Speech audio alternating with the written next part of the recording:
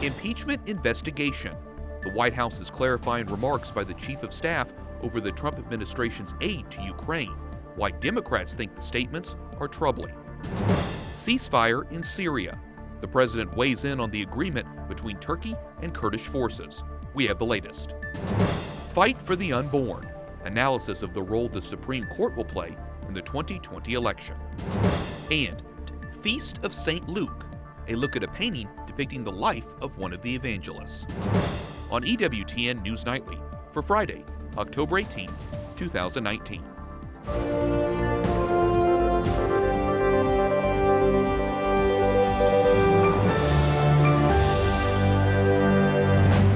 Good evening from Washington, D.C., and thank you for joining us for news from a Catholic perspective. I'm Wyatt Goolsby.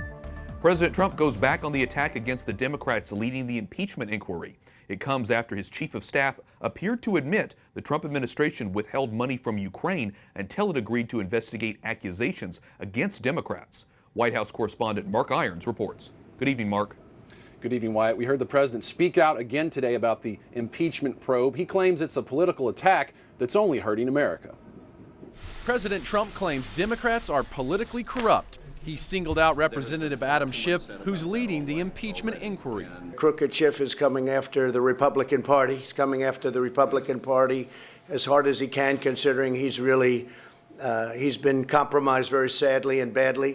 President Trump has denied $400 million in military assistance was kept from Ukraine unless the country did him a favor. There was no quid pro quo. There was no quid pro quo. But yesterday, Mick Mulvaney, his acting chief of staff, admitted U.S. aid was withheld from Ukraine, in part because the president wanted to know if the country was holding a Democratic National Committee server from the 2016 election, an unconfirmed claim. Did he also mention to me in the past the corruption related to the DNC server? Absolutely. No question about that. But that's it. And that's why we held up the money. The acting chief of staff says there was no wrongdoing in that. Get over it. There's going to be political influence in foreign policy. But Mulvaney later backtracked in a White House statement. He writes, there never was any condition on the flow of the aid related to the matter of the DNC server, and said, aid money was delivered without any action on the part of the Ukrainians regarding the server. I think he clarified it. But Democrats say the real clarity came in Mulvaney's initial remarks. I don't know how Mulvaney thinks he can put lipstick on that pig and not think it's still a pig. It clearly was a quid pro quo. And a former ambassador to the Holy See, Republican Representative Francis Rooney, says Mulvaney's comments can't simply be undone by a follow-up statement. He says it's not an etch-a-sketch. Wyatt? White House correspondent Mark Irons reporting. Thanks, Mark.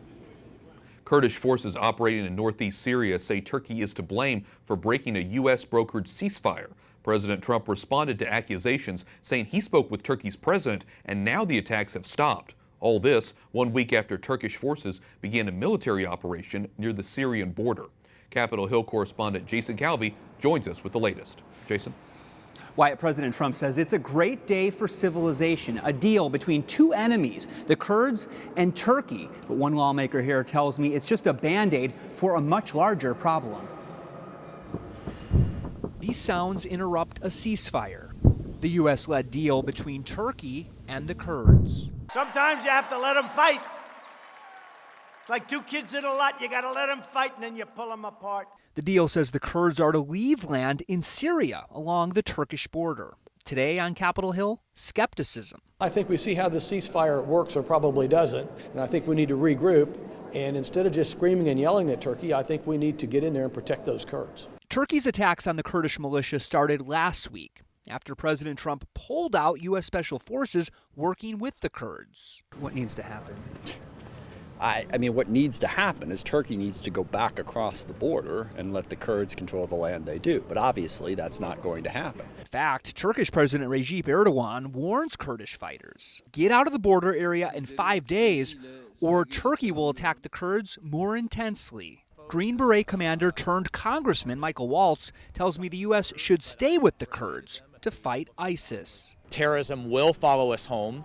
And for people who, I understand the frustration of we've been there too hard, too long, too difficult. I get it, but they're at war with us. And I think having a small footprint through local allies with the Air Force overhead is the right way to fight terrorism and to fight these wars, and we have to stay on offense. But the president says he's ending endless war. And we've gotten everything we could have ever dreamed of, and we're also going to be able to bring our people back home. Members of both parties proposed new sanctions against Turkey. It came right before this ceasefire was announced. These sanctions would target Turkish officials, including the president. It would also ban military aid going to that country. Wyatt? Capitol Hill correspondent Jason Calvey reporting. Thanks, Jason. Joining us now for more analysis is Steve Yates, the CEO of DC International Advisory and a former Deputy National Security Advisor to Vice President Dick Cheney. Steve, welcome back to the program. Thank you very much. As we've just heard, there are reports the ceasefire already has been broken. What does this mean for peace in the region or any potential peace in the region? I think first it's important to step back and understand we almost never have peace in this troubled region. And so the trouble in Syria has been long in coming. A lot of what President Trump has been dealing with is leftover problems from several years of the Obama policy that was precipitous withdrawal from Iraq and the disappearing red line in Syria. So the rise of ISIS was our mission. I think the military objective was largely accomplished. We never promised the Kurds that we were going to help them set up an independent state inside Syria. And so now I think the president is quite rightly looking at how do we bring the troops back. Some reports say the ceasefire, President Trump is merely fixing a problem that he started. But thinking about the region as a whole, this has never really been, like I said, never really been a peaceful region. Well, I'd say simply and not flippantly, it's going to take an authority higher than the President of the United States to bring peace to the Middle East. We have long-standing historical, cultural, religious divides that are at the heart of everything that we deal with in that region. So it'd be overly optimistic for anyone to think that any agreement is going to, in fact, bring peace. However, I think that the president's strategy of not having America be the first sharpest edge of the spear or the policeman of the world is a correct one. We need a rebalancing. And so I think that what they're doing now is trying to rebuild a sense of a regional coalition, some accountability. The images that we see out of Syria are troubling. There's no getting around that. There needs to be accountability for that. But the idea that Democrats like Nancy Pelosi, who went and met with Bashar al-Assad, can somehow turn around and say that they're the champion for human rights in Syria is a little bit confusing. We're allowing politics to get in the way of policy. So do you agree with the decision to remove the troops from Syria, or do you think some of the ceasefire, some of the negotiations should have been worked out with Turkey beforehand? My sense is the reality of it is this wind down has been ongoing for some time. We were really talking about the removal of 50 troops. That is not the top line figure. That's down from a much larger figure for the anti-ISIS mission. And so whether it was communicated, telegraphed to whom about these final 50 to pull back to a more regional posture, I don't know. But the idea of having them in the region, ready to go back in if necessary, but allowing locals to find a way to reestablish some kind of balance, that I think is a rational approach. The alternative is what the president ran against, and what even a lot of Democrats have said they're against, of an open-ended forever commitment. And that was just never what was in the cards. When it comes to just this region, the border of Turkey and Syria and the conflict with the Kurds, do you think the president and the United States in general can bring some sort of long-lasting peace just to this area at least? What we, I think, can do is our military force is the most awesome fighting, destructive force ever known to mankind. If any kind of grouping rises to the level where it's overtaking regional institutions, presenting a direct threat to the United States, we can and should destroy them. And I think that's what the military does. Secretary Mattis used to say, you know, I'm the Secretary of Defense, we protect America. And that involves having to go after our enemies. I think that remains very much the prime directive for what the American posture should be, but we can't be the first mover, the lead in every campaign in every troubled part of the world, and this is a very troubled part of the world. We're talking about a part of a failed state, and so that is, it's beyond the reach of the Pentagon to perpetually keep troops in that kind of a circumstance. It's been a difficult region, always has been, so we appreciate you coming in and talking with us all about it. Steve Yates, the CEO of DC International Advisory and former Deputy National Security Advisor to Vice President Dick Cheney. Thanks so much. My pleasure. Thank you. British Prime Minister Boris Johnson returns to London today to drum up support for a Brexit deal after winning the backing of European Union leaders. Johnson will now try to persuade UK lawmakers to ratify the deal at a rare Saturday sitting of Parliament. His Conservative Party holds only 288 seats in the 650-seat House of Commons. He will have to rely on support from other parties and independent members of Parliament to get the votes he needs. New data shows China's economic growth has sank to its lowest rate since the early 1990s. The Chinese government released statistics on its GDP, saying their growth slipped to 6% in the latest quarter. The slowdown in weakening consumer demand comes amid a trade war with the U.S. Still, analysts say the slump does not mean Chinese leaders feel forced to come into the negotiating table.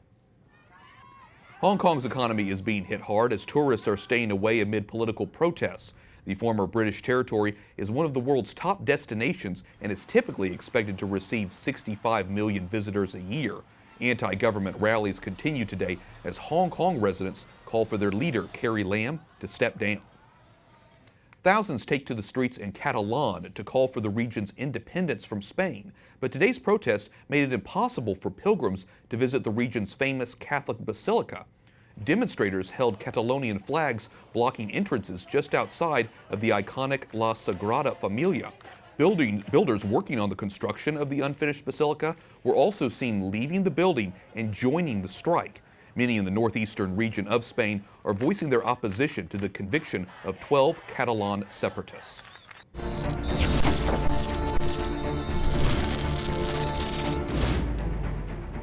Today, the Vatican released the results of the first round of discussions at the Synod on the Amazon. The meeting of bishops is halfway finished. Our Colin Flynn has more from Rome. Colin? Good evening, Wyatt. Since the start of this synod, the Vatican has been holding daily briefings where officials have been talking in general terms about the themes being discussed during the three-week conference. But today, we have a clear idea of what the bishops are actually saying. Details were released of what participants have been discussing in the various working groups. These are small meetings of bishops which happen outside of the main speeches. So it's a much sharper indicator of what the concluding recommendations of this Synod may look like in 2 weeks' time. There are 12 groups in total, so what have they been saying? Well, the big talking point, of course, the ordination of married men in the Amazon region. Several of the 12 groups expressed support for this. One group proposing the ordination of married men in exceptional circumstances and for very specific people. But not everyone agrees. One group underlined the value of celibacy and the need to promote vocations. Another hot-button issue is the role of women in the Amazon. Some participants are calling for an official ministry for women, but what that ministry would look like at this point is still unclear.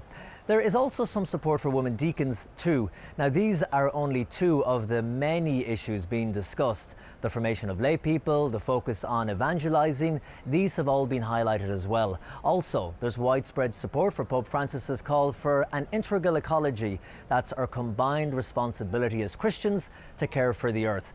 Well, we'll continue our coverage of the Synod here in Rome, but for just now, that's the update, and it's back to you, Wyatt. EWTN contributor Colin Flynn reporting from Rome. Thanks, Colin. There are a record number of women participating in the Synod, 20 of them being religious women. One of those is a Kenyan sister who has been working in the Amazon region of Brazil for almost 20 years.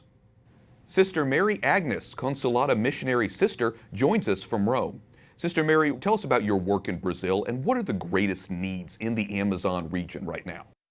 The greatest challenge has to do about the pluri-ethnic groups that are present, that we need to be close, we need to learn their language, we need to learn how to live with them, the geographic distances, and also we need to have more religious, more ordained ministries, in order that to make our missionary life alive, to achieve the goals that we have been called and sent to be and to do. Well, is that itself a challenge, Sister? In other words, getting everyone organized, get everyone in the church on the same page? No, each one has we are not. We don't have everybody on the same page. We have different roles in the church, because actually the Amazon region has always suffered this lack of ordained ministries, and so they has always sought people from outside. The church in your region was elevated to a diocese only 40 years ago. How has that affected, the fact that it's now a diocese, affected the local community, the church there, and the people there? It opened the ways into relationship with other dioceses that began helping to send some missionaries. Also, we incentivized the people, the vocation-wide, the vocation animation, and right away we had some few local clergy. We opened up a seminary. And then there was also a tentative to have some diacons. So we had about 3, 4 right in the beginning that have been helping a lot in the church. All this came up with the fact that we were a diocese and now we needed to organize ourselves. Also, there was a formation of lay people. Many lay people passed for preparations, theology preparations. They took up the coordination of some communities. So actually, in that way, elevating it into a diocese created more conscience on a church as people of God, and also with responsibility, distribution of responsibilities.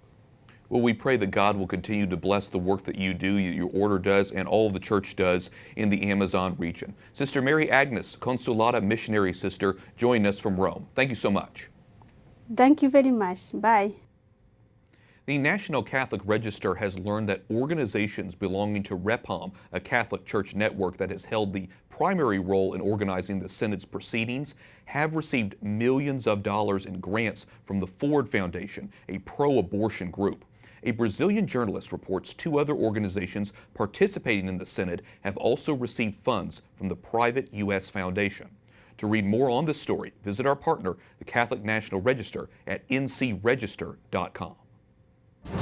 Coming up, a closer look at the future of the Supreme Court and how it could impact abortion laws.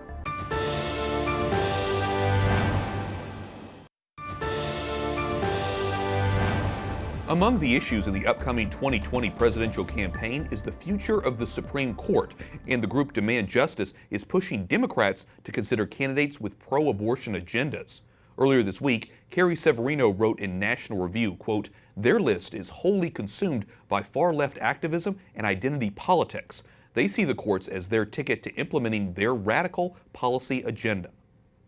And Carrie Severino joins us now. She's the Chief Counsel and Policy Director for the Judicial Crisis Network. She's also the co-author of Justice on Trial, the Kavanaugh Confirmation, and the Future of the Supreme Court.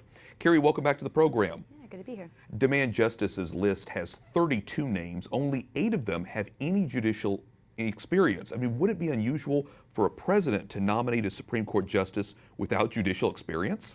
Yeah, I think it certainly suggests one of the problems with this list, which is that people were chosen because of their activism, not because of their judicial records. Currently, only one member of the Supreme Court, Elena Kagan, came without judicial experience, and that was very unusual at the time. I think what it signals is they aren't looking for a particular judicial philosophy like President Trump is, but it really is a kind of a wish list of people who have activism in various liberal policy areas. I know you were looking over the list of some of these people. What can you tell us about just a few of them, especially their views on the issue of abortion? Yeah, that's one of the topics that you have people, it's kind of, there's different topics they've worked on, whether it's citizenship or whether it's abortion or religious liberty, that they have areas that would be hostile to. And abortion, we've got people like Brigitte Amiri. She works the ACLU Reproductive Freedom Project. You've got people like Javier Becerra, who is the Attorney General of California, who voted against the partial birth abortion ban when he was in Congress. So there's a lot of people on the list that have kind of laid down their markers on where they are in that issue. What What are the chances the Democrats running for president will actually use some of the names on this list? Or is this just a suggestion by one group to them? This is a suggestion by a group, and a far left group at that. But I think if they had the opportunity and thought they could get away with it, I'm sure there's a lot of people who would love to do it. What's frustrating is right now the Democrats are refusing to say who they would put on the court, which is in sharp contrast to what President Trump did when he put the list out there for everyone to see. So I would love to see some of these nominees actually acknowledge what they would do with the Supreme Court, because it's one of the most impactful decisions a president would make. This could be someone who's in the court for a generation. Is that why? Is it politically advantageous for the Democrats not to mention it, who they want, or not to put out a list like President Trump did when he was running? I think they don't want people to be able to attack potential nominees, but I think they also recognize that it's not something that always plays well for them. Conservatives tend to be much more interested in the Supreme Court and want to vote on it and passionate about it. Unlike Democrats, they seem to be viewing it more as a way to throw bones to their various interest groups and not as someone who looking for people with this overarching judicial philosophy. I think they don't think it plays well with their base. I think also, at the end of the day, most Americans really do want a judicial philosophy where judges are going to be just faithful to the Constitution and faithful to law, not activists in robes. Well, Carrie, as you well know, President Trump has his list of 24 candidates. What can you tell us about just some of the people on his list, and has it changed at all recently? Yeah, so his list, he has updated in the past. The most recent update was in 2017. That was actually when Justice Kavanaugh's name got added to the list. Amy Coney Barrett also added at that time, and several other of his recent nominees to the court were added to the list at that time. We haven't seen an update since then, but the White House certainly could do so if they chose to. Either way, it's an outstanding list of men and women, and I'll tell you, all of them are judges, with one exception. That's Mike Lee, who himself has a very clear record of what his judicial philosophy would be. Okay, well, obviously a lot of insightful information there, and obviously this is an issue that we're going to be following throughout the next year leading up to the election. Carrie Severino, Chief Counsel and Policy Director for the Judicial Crisis Network, thanks so much for coming on. Great to be here. President Trump congratulates the 2 astronauts taking part in the first all-female spacewalking team. You're very brave, brilliant women, and you represent this country so well. And our country is very proud of you, and we are very proud of you. The president spoke from the White House to Christina Koch and Jessica Meir as they floated outside the International Space Station. They were working to fix a broken solar power part. Ivanka Trump says this was the first time since 1969 that a U.S. president has spoken to astronauts while they were outside of their spaceship. Up next, a look at the life of St. Luke on this, his feast day.